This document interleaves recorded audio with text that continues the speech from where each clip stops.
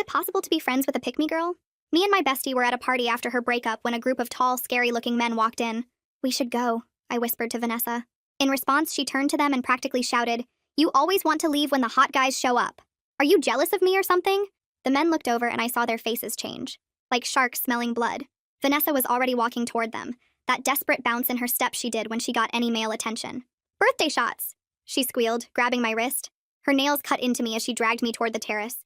The men followed, spreading out, surrounding us. The terrace door clicked behind us. Click. The automatic lock activated. We were trapped out here with them, and Vanessa was giggling like it was cute. Vanessa! She was already pressed against one of them, the one with the ugly designer shirt. Another guy blocked the door, just standing there. Casual. But I knew. "Your friend looks scared," one of them said, laughing. "She's always like this around men," Vanessa said. "Probably because she hasn't been touched in months. Right, babe?" My face burned. The men exchanged looks.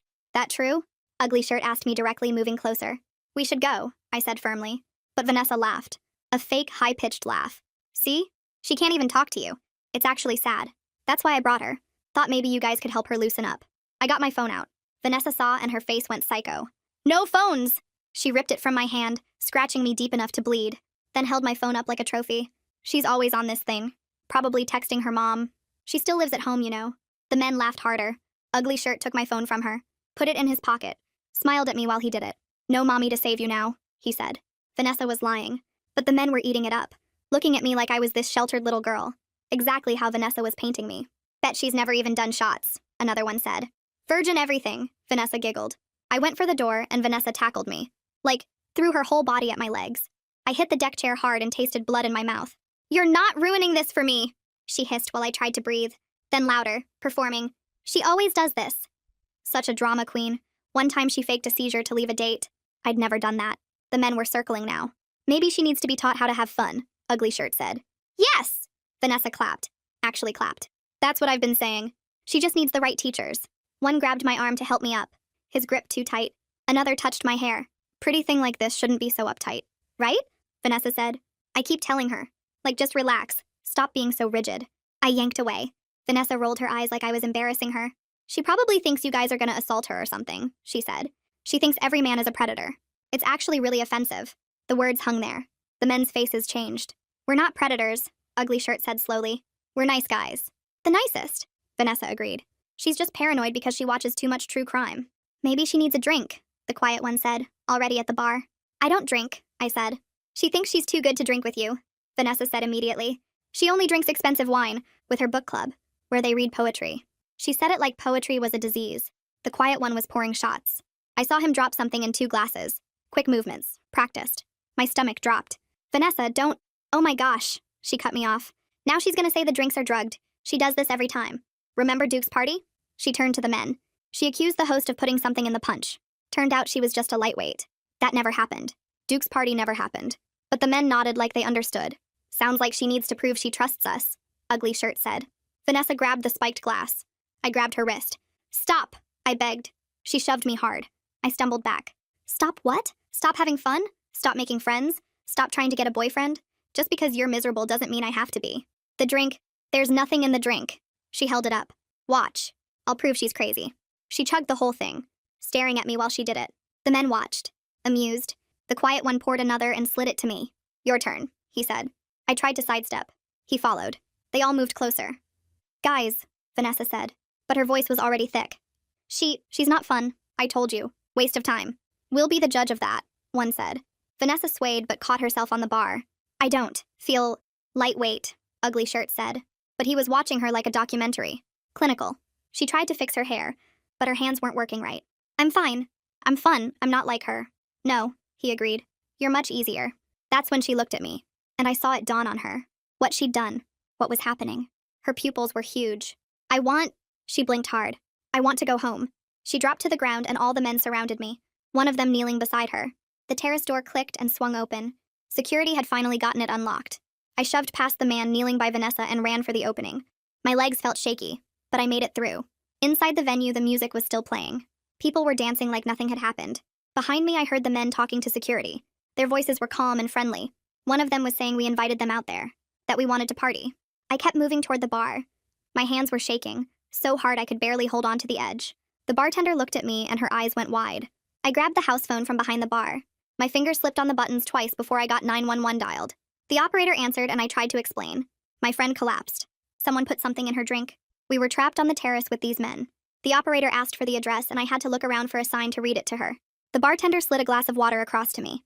She leaned in close and whispered that she saw something weird when those guys ordered. That the quiet one did something with his hands over the glasses. I nodded and kept talking to the operator. She said help was coming. To stay on the line. I could see through the glass doors that the men were still on the terrace. Still surrounding Vanessa. One of them had his phone out now. Probably calling someone. The sirens came fast. Within minutes, the EMTs were pushing through the crowd with their equipment. I led them to the terrace. Vanessa was still on the ground. One of the men was still kneeling beside her like he was so concerned. The paramedics rushed over and started checking her, taking her pulse, shining a light in her eyes. I told them she was drugged, that the quiet one put something in her drink. I pointed right at him. But he had already moved away from the bar area. His hands were empty. He gave me this innocent look like I was crazy. The EMTs were asking Vanessa questions, but she could barely answer. Her words came out thick and wrong. The police showed up right after. 2 officers in uniform. They started separating everyone to get statements. I watched the men's faces change, like they were putting on masks. Confused, innocent, helpful. The ugly shirt guy was already talking to one officer. I could hear pieces of what he was saying. That we invited them to hang out. That Vanessa was flirting all night. That she was drinking before they even got there. I felt sick. He was so smooth about it. So believable. The other officer came over to me. He looked young. Maybe just a few years older than me. I started talking fast.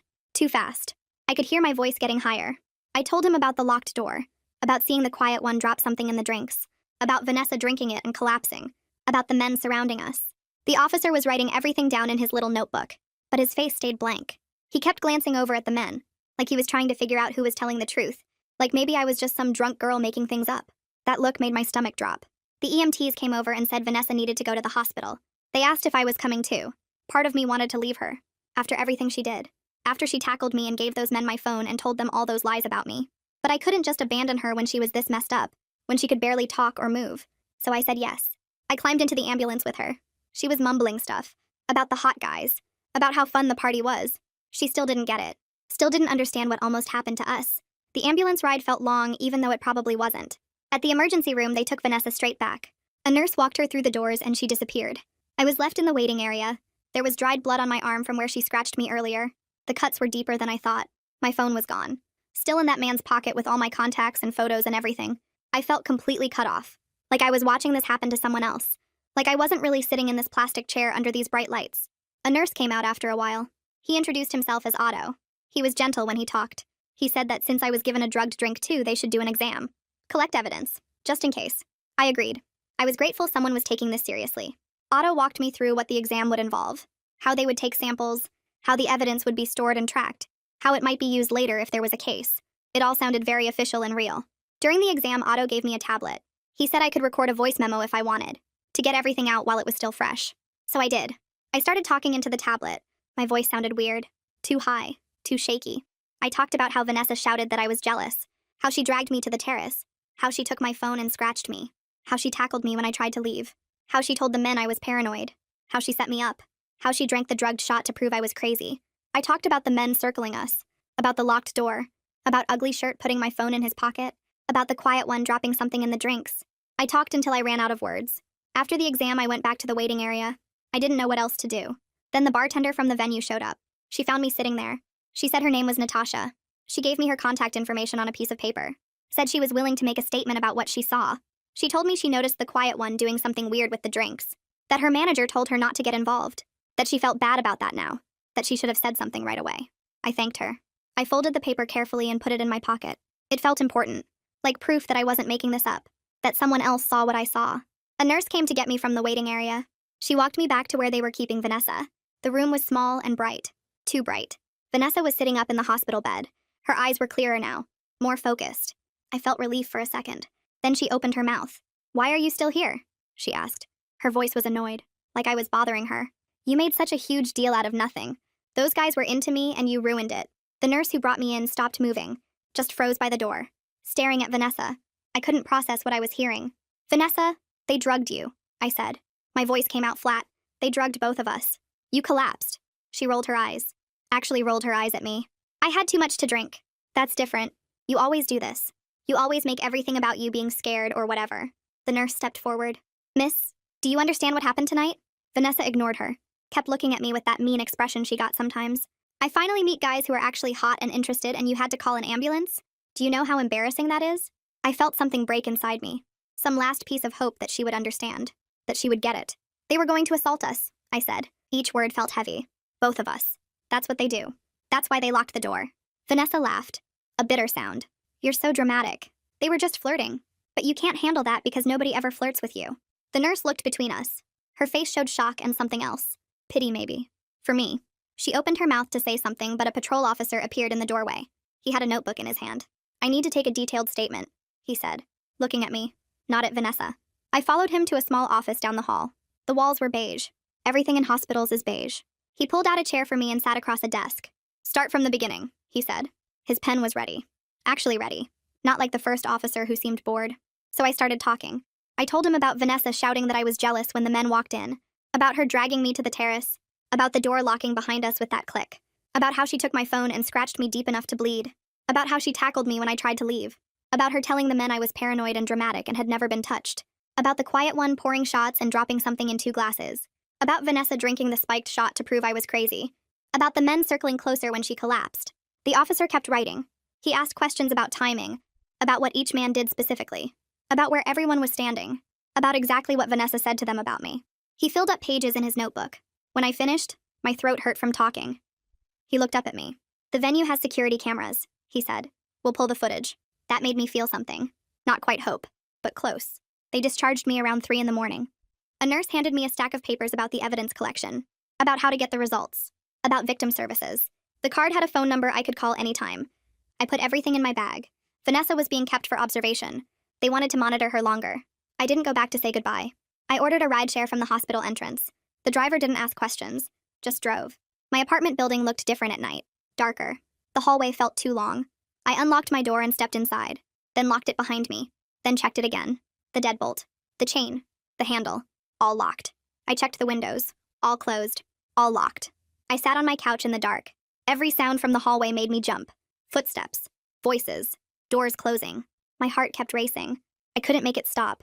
I finally turned on all the lights. Every single one. It didn't help much. The apartment still felt wrong. Too quiet. Too empty. I kept thinking about those men.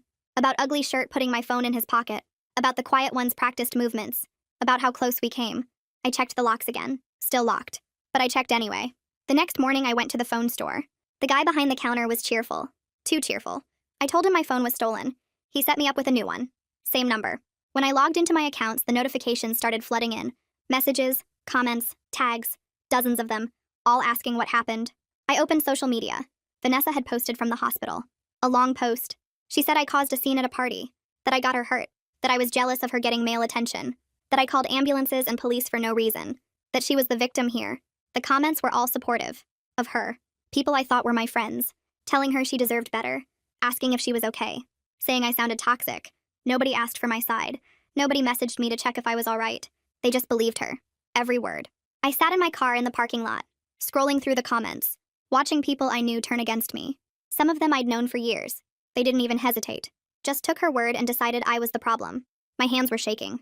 I wanted to comment, to explain, to tell them what really happened, but I didn't know how to fit the truth into a comment, how to make them understand. My phone rang. New number, but I answered anyway. Hello? My voice cracked. What happened? It was my older sister, Hattie. Her voice was sharp with worry. Mom called me.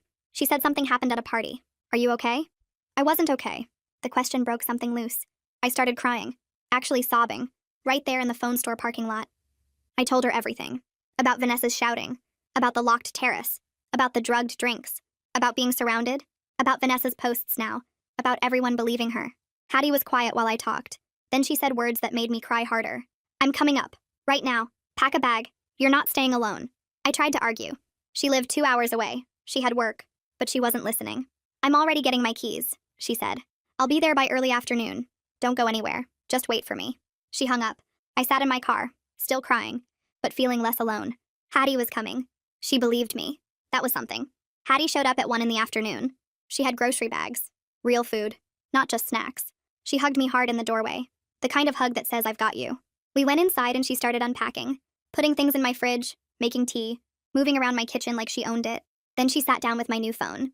Show me, she said. So I showed her. Every post Vanessa made, every comment, every message from people asking what I did. Hattie's jaw got tighter with each one.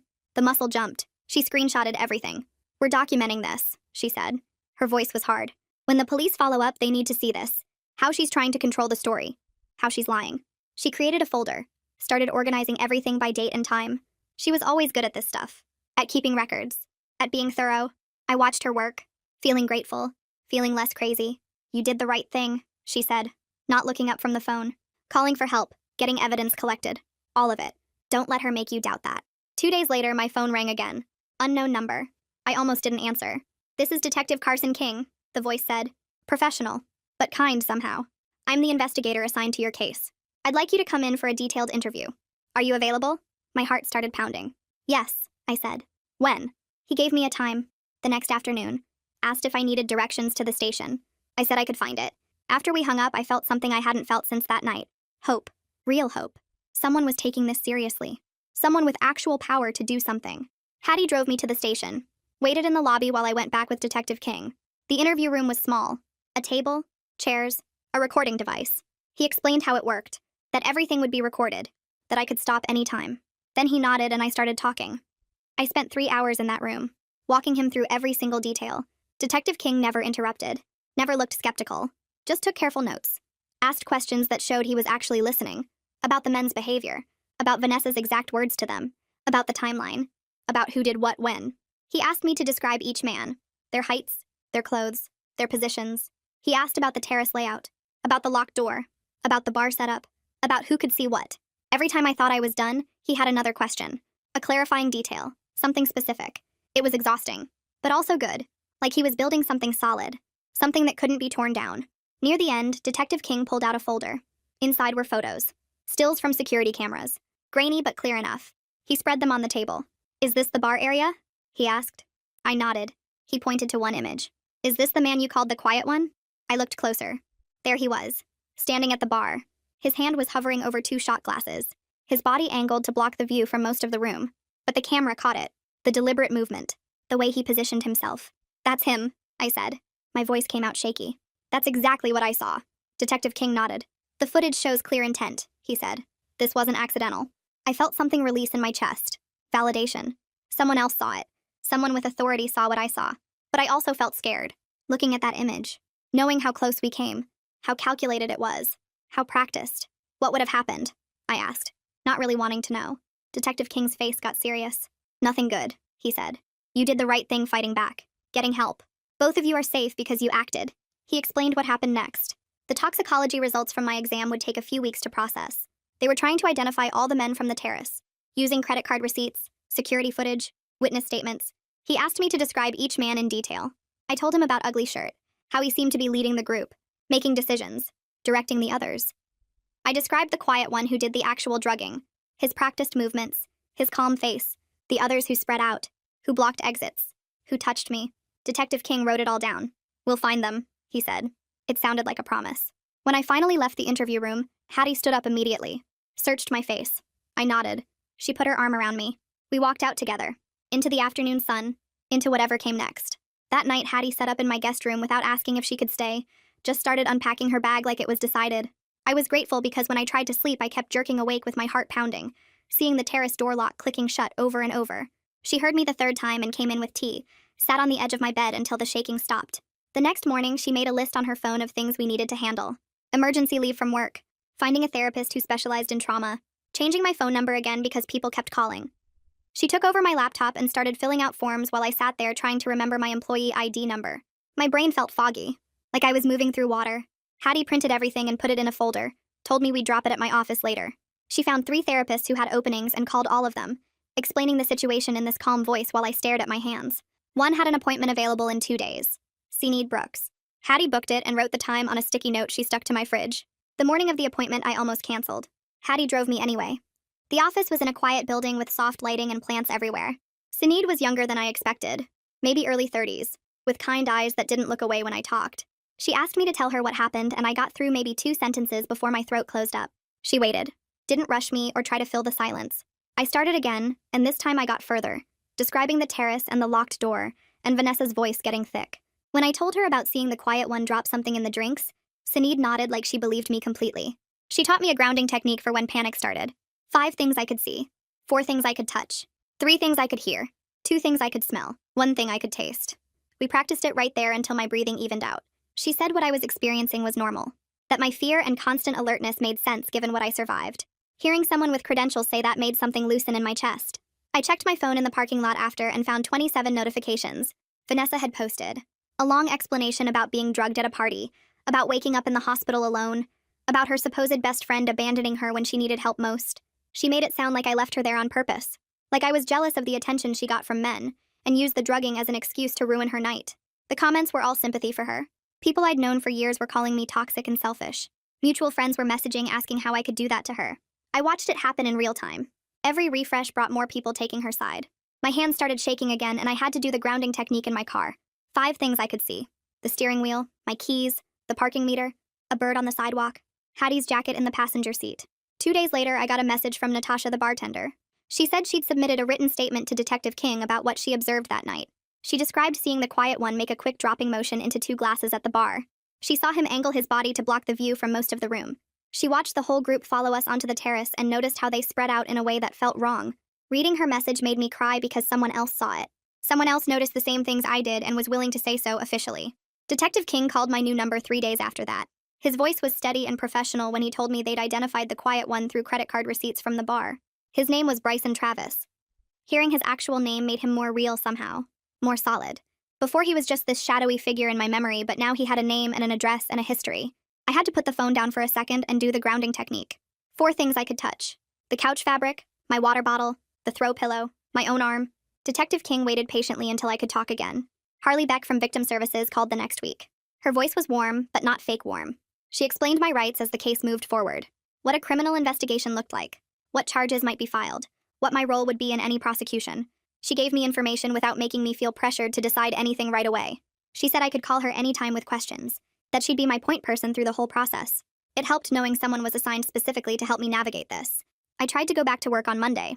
Made it as far as the parking lot before I saw a group of men standing together by the entrance talking. My chest got tight. My vision narrowed. I couldn't breathe right.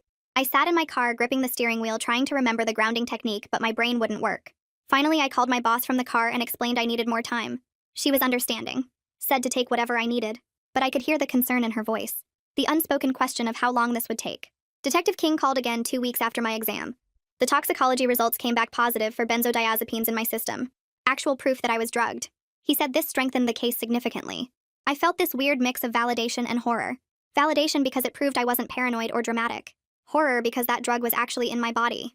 I came so close to being completely out of it. So close to not being able to fight back or run or do anything. Vanessa called my new number somehow. I don't know how she got it. She asked me to drop the whole thing. Said it was getting too messy. People were asking her uncomfortable questions about why she was flirting with those men, about what she said to them about me. Her voice had this edge to it, like I was the one making problems for her. I told her that men tried to assault us, that she helped them do it by taking my phone and tackling me and lying about me. She got defensive immediately, said she was just trying to have fun, that I was making it into something it wasn't, that I always overreacted to everything. I took a breath and tried a different approach. Told her I could help her get medical care and therapy for what happened to her. That what those men did to her was wrong even if she helped create the situation. That being drugged was traumatic and she deserved support. She went quiet for a second. Then she said she didn't need my help. That she was fine. That I was the one with problems. She hung up on me. I sat there staring at my phone realizing she wasn't ready to face what she enabled. What was done to her. What almost happened to both of us. She'd rather blame me than look at her own choices. Detective King called 3 days later with an update that made my hands shake. The venue security had pulled their door lock logs and they showed exactly what I remembered. The terrace door locked automatically at 11:47 p.m. and stayed locked until 12:03 a.m., when security finally got it open. 16 minutes trapped out there with those men. He said the security guard who responded, a guy named Connor, gave a statement about what he saw when he got the door open. Connor described finding us with Vanessa on the ground barely conscious and the group of men surrounding both of us. He said the men were acting casual, but the whole scene felt wrong to him. Detective King explained this was important evidence because it proved we couldn't just walk away, that we were physically trapped with them. I thanked him and hung up, then sat staring at my phone for a long time thinking about those 16 minutes. A week later, I got a call from Harley at Victim Services saying another woman wanted to talk to me. Her name was Giselle White, and she had a similar experience at the same venue 3 months ago.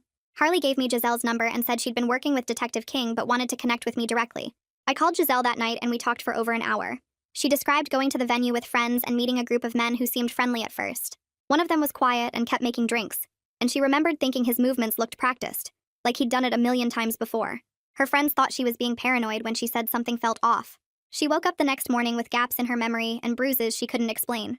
Her friends convinced her she just drank too much and she didn't report it because she felt stupid and dramatic. Now she was filled with regret and wanted to give a statement to Detective King. We agreed to meet at a coffee shop the next day to talk more. Sitting across from Giselle felt surreal because she could have been describing my exact experience. She talked about how the quiet one positioned himself at the bar, how the other men spread out to block exits, how they worked together like they'd planned it. She described feeling trapped even though technically she could move around, the way they made comments that sounded friendly but felt threatening, how her friends dismissed her concerns and made her feel crazy for being scared. She got emotional talking about how she wished she'd trusted her instincts and reported it right away. I told her it wasn't her fault, and that coming forward now still mattered.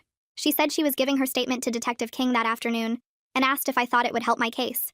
I said I hoped so, that it showed a pattern of behavior, that these men had done this before. We exchanged numbers and promised to stay in touch. Walking back to my car, I felt less alone but also more angry knowing they'd gotten away with this before. That same night, Vanessa went live on social media, and I watched it happen in real time. She sat in her bedroom with perfect lighting and started talking about how people were spreading vicious rumors about her. She said some people were accusing her of setting up her friend when she was the one who got drugged and hurt. Her voice had that same desperate edge from the terrace, that need for people to like her and believe her. She talked about how traumatic the whole experience was for her, how she couldn't believe her best friend was turning people against her instead of supporting her. She cried on camera and said she just wanted to move on, but people kept attacking her online. I watched her perform and recognized the exact same behavior that led us to that terrace in the first place. She needed validation so badly that she'd twist reality to get it. The comments were mostly supportive of her, and I felt sick reading them. The next morning, Natasha sent me a screenshot of a text she'd received from an unknown number. It said she should stay out of things that don't concern her and mind her own business. The message was clearly a threat, even though it didn't say anything specific. Natasha was scared and asked what she should do. I told her to report it to Detective King immediately and forward him the screenshot. She did, and then called me crying, saying she didn't want to be involved anymore, that she just wanted this to go away. I felt terrible that my decision to pursue this was putting her at risk. I apologized and told her I understood if she needed to step back. She said no. She'd already given her statement and she wasn't going to let them intimidate her, but she was definitely scared. Detective King called me that afternoon and said he'd received Natasha's report about the threatening text. Then he told me I needed to be careful about posting anything publicly about the case. He explained that defense attorneys would use social media to discredit victims, that they'd twist anything I said online. I wanted so badly to defend myself against Vanessa's lies, to tell my side publicly so people would know the truth. But I stayed silent and trusted that the legal process would eventually reveal what really happened. It was hard watching people believe her version while I couldn't say anything. In my next therapy session with Sinead, we worked on identifying what safety meant to me now.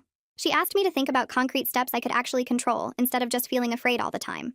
We made a list together: change my locks, vary my routine so I'm not predictable, build a support network beyond Vanessa with people who respect my boundaries, take a self-defense class, keep my phone charged and easily accessible, trust my instincts when something feels wrong. The list helped because it gave me actions to take instead of just worrying. Sinead said focusing on what I could control would help reduce the feeling of being powerless. The next week, Harley walked me through filing for a temporary protective order against Bryson Travis, the quiet one who drugged the drinks. The process was intense and required me to describe everything in detailed legal paperwork. I had to write out exactly what he did, when he did it, why I believed I was in danger. Harley sat with me and explained each form, what to expect at the hearing, how the judge would decide. My hands shook filling out the papers because writing it all down made it feel real again. But Harley kept reassuring me that I was doing the right thing, that protecting myself was important. We submitted the paperwork and got a hearing date for 2 weeks out. 3 days later, a thick envelope arrived at my apartment from a law firm. Inside was a letter from a lawyer representing Bryson threatening to sue me for defamation if I continued making false accusations against his client. The letter said I was damaging Bryson's reputation and career with my lies. It demanded I retract my statements to police and drop the protective order or face legal consequences. I called Detective King in a panic and read him the whole letter. He sighed and said this was a common intimidation tactic, that defendants often tried to scare victims into backing down. He explained that truth is a complete defense to defamation, meaning if what I said actually happened, then it's not defamation no matter what their lawyer claimed. He told me not to respond to the letter and to forward it to him for documentation. His calm response helped, but I still felt shaken that they were coming after me legally. That afternoon, I got an email from my HR department. They were formalizing the accommodations for my leave and offering flexible scheduling when I returned to work. I could work from home some days and adjust my hours as needed. It was a small thing, but it helped knowing my job was protected while I dealt with everything, that I wouldn't lose my income and health insurance on top of everything else. I replied thanking them and said I'd let them know when I was ready to come back. 2 days before the hearing, I sat in Sinead's office and practiced what I would say to the judge. My voice shook reading from the notes Harley helped me write. Sinead stopped me and made me start over, slower this time. She reminded me to breathe between sentences and look up from the paper. We went through it 5 times, and each time my voice got steadier. By the end, I sounded like someone who knew exactly what happened instead of someone apologizing for existing. Sinead nodded and told me I was ready, that the judge would hear the truth in my words. I left her office feeling stronger than I had in weeks. The morning of the hearing, I put on my most professional outfit and met Harley outside the courthouse. She walked me through security and explained what would happen in the courtroom. We sat on a bench in the hallway waiting for our turn. Then Bryson showed up in an expensive suit with his lawyer, looking calm and respectable like he worked in finance or something.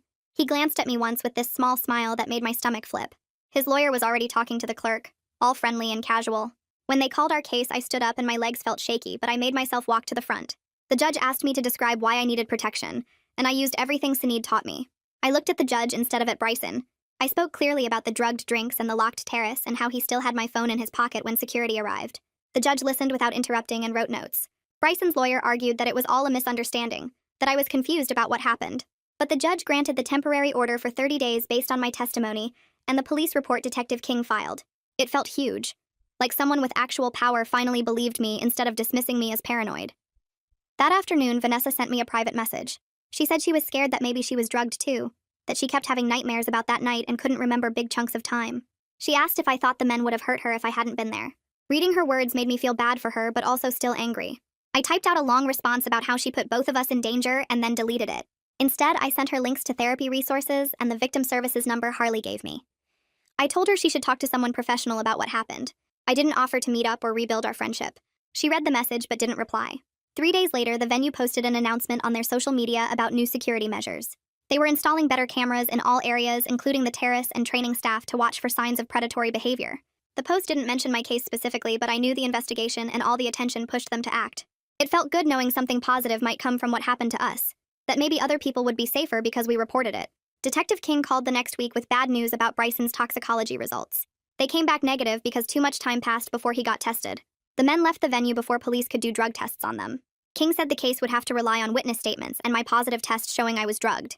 I felt frustrated that Bryson got away with that part, but King reminded me we still had strong evidence. Natasha saw him drop something in the drinks. Connor, the security guard, saw the whole group surrounding us on the terrace. The door logs proved we were locked out there. My toxicology proved someone drugged me. It wasn't perfect, but it was enough to move forward. 2 days after that call, the doorman from the venue contacted Detective King with a statement. His name was Marcus, and he remembered that night because Vanessa was stumbling badly when we left, and the group of men was hovering around both of us. He said it looked wrong to him at the time, but he didn't know what to do about it. His statement was another piece of proof that something bad was happening, another person who saw we were in trouble. Reading his statement made me feel less alone in my version of what happened. All these people noticed something was wrong even if they didn't intervene in the moment. The following week, I met with Prosecutor Tiernan Royce at his office downtown. He explained they were pursuing misdemeanor charges for administering a harmful substance instead of felony assault charges. He looked apologetic about it and walked me through the legal reasons. Without proof of what happened after I was drugged, they couldn't prove assault. The evidence showed Bryson drugged me, but not what he planned to do after. I felt angry that what happened didn't count as serious enough for bigger charges. Tiernan said he understood my frustration, but this was the strongest case they could build with the evidence. I told him I understood even though part of me wanted to argue. That same week, Tiernan asked me to record a victim impact statement for the court. I sat in a small room with a camera and chose my words carefully. I talked about the nightmares that woke me up every night, about how I checked locks 3 times before bed and couldn't relax in public spaces anymore, about losing my best friend and my sense of safety in the world, about knowing someone deliberately tried to make me helpless so they could assault me. I kept my voice steady and didn't cry even though I wanted to. The statement took 20 minutes to record, and when I finished, I felt drained, but also relieved to have it documented. A few days later, Vanessa messaged asking if we could meet at Sinead's office for a mediated conversation. She said she wanted to explain things and thought having my therapist there would help. I asked Sinead if it was a good idea, and she said it might give me closure. I agreed to one session. Vanessa showed up looking tired and smaller than I remembered. We sat across from each other with Sinead between us. Vanessa started crying immediately and said she was sorry. Then Sinead asked her to be specific about what she was apologizing for. Vanessa took a long breath and admitted she lied about me to those men because she thought it would make her look cooler and more fun by comparison. She said she wanted them to like her more than me. Hearing her say it out loud made something click into place in my brain. I sat there listening to Vanessa apologize and felt this weird mix of validation and sadness. She kept saying she was sorry and that she didn't mean for things to go that far. But her apology felt like she was reading from a script, like she was sorry she got caught in the consequences instead of genuinely understanding how she endangered both of us. She never said the words that mattered, never acknowledged that she physically attacked me to keep me trapped with those men. Sinead asked her direct questions about her choices that night, and Vanessa got defensive, saying she was drunk and scared and didn't know what she was doing. I realized our friendship couldn't survive this. Not because I couldn't forgive her eventually, but because she still didn't really get what she did. She saw herself as a victim who made some mistakes, not as someone who actively helped predators corner her best friend. When the session ended, I told her I appreciated her coming, but I needed space. She asked if we could try again in a few months, and I said maybe, knowing I meant no. A few weeks later, I sat in the courtroom for Bryson's sentencing hearing, my hands folded tight in my lap to keep them from shaking. The judge read through the charges and the evidence, then looked directly at Bryson and said that predatory behavior wouldn't be tolerated in this community, that attempting to incapacitate someone for assault was serious even if the attempt failed. Bryson got probation, mandatory counseling, community service, and a permanent ban from the venue. It wasn't the jail time I'd hoped for, but hearing the judge call it predatory behavior made something loosen in my chest. Made me feel like someone with power actually understood what he tried to do. I left the courthouse and sat in my car for 20 minutes just breathing, feeling this weird mix of relief and anger that this was all he got. Over the next few weeks, I noticed the online rumors about me started fading as new dramas took over everyone's feeds, though when I searched my name, some of Vanessa's posts still showed up. I was learning to accept that some people would always believe her version, that I couldn't control what strangers thought about me or what happened that night. One afternoon, a thick envelope arrived with my name handwritten on the front in Vanessa's careful script. I opened it standing in my kitchen and found 3 pages where she acknowledged specific ways she betrayed me, how she physically attacked me to keep me trapped, how she painted me as paranoid to make herself look fun. The letter was more thoughtful than anything she'd said in person, with actual remorse instead of excuses, but I read it once and then put it in a drawer. I appreciated that she took the time to write it, but I wasn't ready to respond or re-engage, wasn't sure I ever would be. That same week, I enrolled in a self-defense class at a gym near my apartment, wanting to feel more capable in my body instead of just afraid of it. The instructor was this patient older woman who didn't make me explain why my hands shook during the first demonstration, who just showed me the moves slowly and let me practice at my own pace. The other students were supportive too, a mix of people with different reasons for being there, and nobody asked questions they didn't need answers to. After the 3rd class, I started feeling stronger, more grounded, like my body could protect me instead of just being something that needed protecting. When I finally went back to work, my boss called me into her office and offered a flexible schedule that let me avoid late shifts and work from home twice a week. She checked in regularly without being pushy about it, just quick messages asking how I was doing, and my coworkers who knew what happened were quietly supportive. They gave me space when I needed it, and included me in lunch plans when I was ready, treating me normal instead of like I was broken. I met Natasha for coffee on a Saturday morning to thank her for coming forward with her statement. We ended up talking for 2 hours about everything, about how she'd been feeling guilty for not doing more that night, about how her manager tried to stop her from getting involved. I told her that her statement made all the difference, that she helped save both me and Vanessa even though she was scared of losing her job. She cried a little and said she wished she'd acted faster, and I told her that speaking up at all took courage, that most people would have stayed silent. That afternoon, I opened the group chat with our mutual friends, scrolled through months of messages where they sided with Vanessa, and then I left the chat without explanation. I deleted all the draft messages I'd written to Vanessa but never sent, all the attempts to explain or defend myself or make her understand. It felt like closing a door on that version of my life, the one where I tolerated being treated badly, because being alone seemed scarier than being with people who hurt me. 3 months after that night, I was walking downtown past another venue with an outdoor terrace, and I caught myself automatically counting exits and checking who was standing near the entrance. The difference was that now I recognized this as reasonable safety awareness instead of paranoia, that my instincts that night were right even when everyone told me I was overreacting. My phone rang while I was still looking at the venue, and Detective King's name showed up on the screen. He told me that Bryson violated his probation by trying to contact Giselle through a fake social media account, and now he was facing additional jail time for the violation. I felt this surge of gratitude that Giselle reported the contact immediately instead of ignoring it, that the system was catching him even if it didn't catch him hard enough the first time. The following weekend, Hattie drove up to visit, and I took her to dinner at a restaurant I picked specifically because it felt safe, with good lighting and an open layout and attentive staff who checked on tables regularly. She noticed me relaxing as the evening went on, my shoulders dropping and my voice getting lighter, and she reached across the table to squeeze my hand. She told me she was proud of how far I'd come in just a few months, how I'd turned the worst night of my life into something that made me stronger instead of smaller, and I squeezed back feeling grateful for her steady presence through everything. 2 weeks later, I got a message through the Victim Services website from someone who said she saw Giselle's statement in a local news article about safety concerns at entertainment venues. She wrote that she had a similar experience with the same group of men 2 years ago, described the quiet one's movements at the bar and the way they surrounded her on a different terrace at the same venue. I read her message 3 times, my hands shaking, realizing this pattern went back further than any of us knew. I forwarded everything to Detective King within an hour, adding a note that this might help establish a longer history of predatory behavior. He responded the same day saying he would follow up with her directly, and thanked me for passing it along, mentioned that documentation like this could be useful, even if the statute of limitations had passed for criminal charges. The next afternoon, I had my regular session with Sinead, and instead of talking about what happened that night, we started mapping out what came next. She asked what kind of life I wanted to build now, what goals felt important beyond just surviving and processing trauma. I told her about Harley and how she helped me understand the system when everything felt impossible, how having someone who knew the process made me feel less alone and more capable. Sinead nodded and asked if I'd ever considered doing that kind of work myself, and something clicked into place. I realized I wanted to volunteer with victim services eventually, to help other people the way Harley helped me, to turn the worst night of my life into something that could protect or support someone else. We spent the rest of the session talking about practical steps like training requirements and time commitments, and I left feeling like I had a direction instead of just damage. 3 days after that, I was at the grocery store buying coffee and vegetables when I turned a corner and nearly walked into Vanessa. We both froze for a second. Then she said hi in this quiet voice I barely recognized. I said hi back, and we stood there awkwardly while other shoppers moved around us. She looked tired, shadows under her eyes and her hair pulled back in a messy way that wasn't like her usual style. She mentioned she was in therapy now, and I said that was good. Glad she was getting help. I didn't ask for details about what she was working on, and she didn't offer to reconnect or apologize again. We acknowledged each other like acquaintances who used to know each other better, people whose lives had gone in different directions. After a minute, she said she should go, and I agreed, and we went our separate ways down different aisles. It felt strange but also okay, like closing a door that needed to be closed without slamming it. The following week, I got an email from someone identifying himself as the new security director at the venue where everything happened. He explained they were updating their safety protocols and training materials based on recent incidents, asked if I would be willing to consult on the new procedures. My first instinct was to delete it and pretend I never saw it, but then I thought about that other woman who messaged me, about how many people might have been targeted there over the years. I replied saying I would review their materials and provide feedback, and we set up a video call for the next week. During the call, I walked through what happened from a security perspective, pointed out how the automatic terrace lock created a trap, and how staff should be trained to recognize coordinated predatory behavior. The director took notes the whole time and seemed genuinely interested in making changes, and afterward I felt powerful instead of powerless, like my experience mattered for something beyond just my own trauma. 6 months after that night on the terrace, I woke up and realized I'd slept through the whole night without nightmares.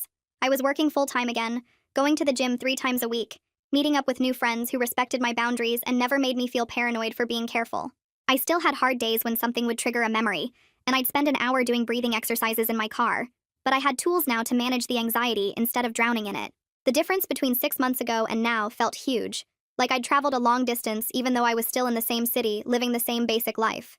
I finished the self-defense course on a Saturday morning, and the instructor pulled me aside after class. She said I had a gift for helping the nervous students feel capable, asked if I wanted to help teach the next beginner session. I agreed immediately, excited about building community around safety and empowerment instead of just fear, about showing other people they could protect themselves. Teaching felt like another way to transform what happened into something useful, to prove that the men on that terrace didn't get to define who I became. That evening, Hattie called and we started planning a weekend trip to the beach, something normal and fun that had nothing to do with courts or therapy or processing trauma. We looked at hotels online and talked about restaurants and whether to rent bikes, and I realized I was genuinely looking forward to it.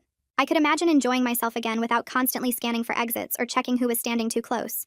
The beach trip felt like proof that I was building a real life again, not just surviving, but actually living. 2 weeks later, I was sitting in my favorite coffee shop working on training materials for the Victim Services Volunteer Program, reviewing scenarios and response protocols on my laptop. My phone buzzed with a text from Harley saying my application was approved, and I could start orientation next month. I smiled at my laptop screen, feeling proud of how I'd transformed the worst night of my life into a foundation for helping others. I'd refused to let what happened make me smaller or more afraid, even though it changed me. The coffee shop was busy with Saturday morning regulars, and I sat there among them, just another person working on their computer, someone who survived something terrible and decided to use it for something good. And that's a wrap on this one. I always try to make sure these stories leave you with something practical or thoughtful. If this one gave you even one new idea, that's what matters. Subscribe so you're ready for the next one.